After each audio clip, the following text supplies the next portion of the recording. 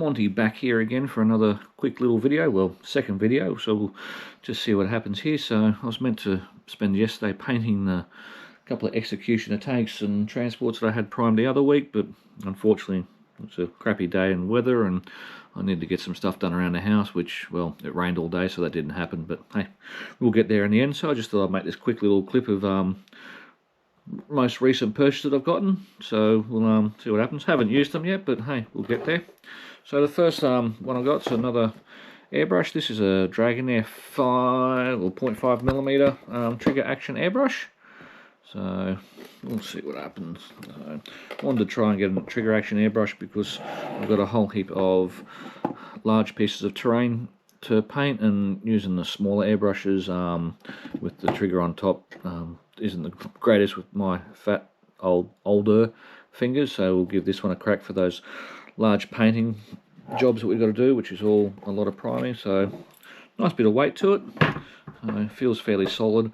You get the obviously another smaller cap in there, quick release, as well as your little spanner to undo things. So feels alright in the hands, got a bit of weight to it, so we'll see how this one goes. Nice little blue anodized aluminium on it, so we'll just see how she goes on this one here. A bit of weight, doesn't feel too bad in hand. Looks like you'd be able to use it for some decent sessions, sitting there and just doing lots and lots of priming, or lots and lots of one color against some fairly large models. So we'll see how that one goes. We'll put that one to use probably a little bit later when I can get some of my terrain primed, the flat pack stuff that I've done. Well, not flat pack, but it folds up and folds away into a nice little box. We'll probably share what that looks like a little bit later. And then I saw a couple of guys using these to do the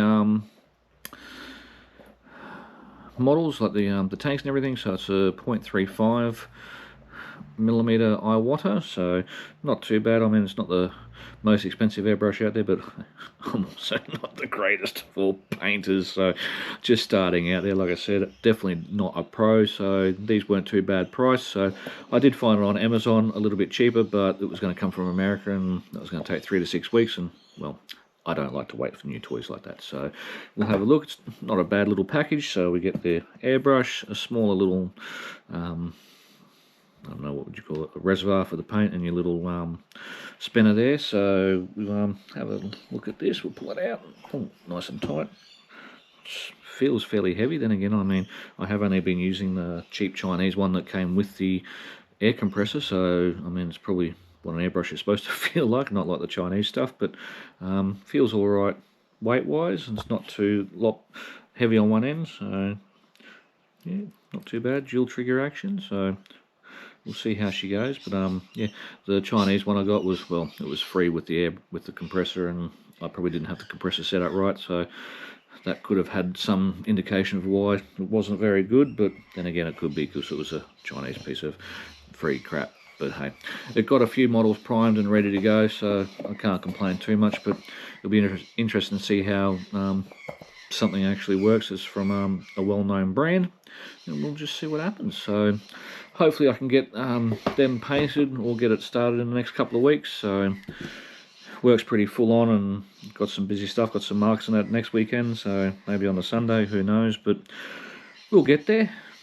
As I said, I'm no pro. I'll take my time, and you'll come along for the journey. So it won't be I don't even know if it'll be tabletop standard, but hey, we'll get there. We'll get some paint down, see if it looks any good. If it does, hey, you beauty. If it doesn't, hey, we're still learning, and as I've said, not a pro, still learning out. Haven't painted a great deal, haven't done a lot with the airbrush. All I've done is primed a couple of models, so I've got no idea what to do when I'm actually painting a model with an airbrush. So I can watch all the YouTubes I want and that, but I've got to get in and have a try, and that's all we can do, try and get better, and we'll go for a row that way and see what happens. So until next time, take it easy and have fun, and we'll catch you around next time. No worries, guys. Thanks for watching, and till the next time. Cheers.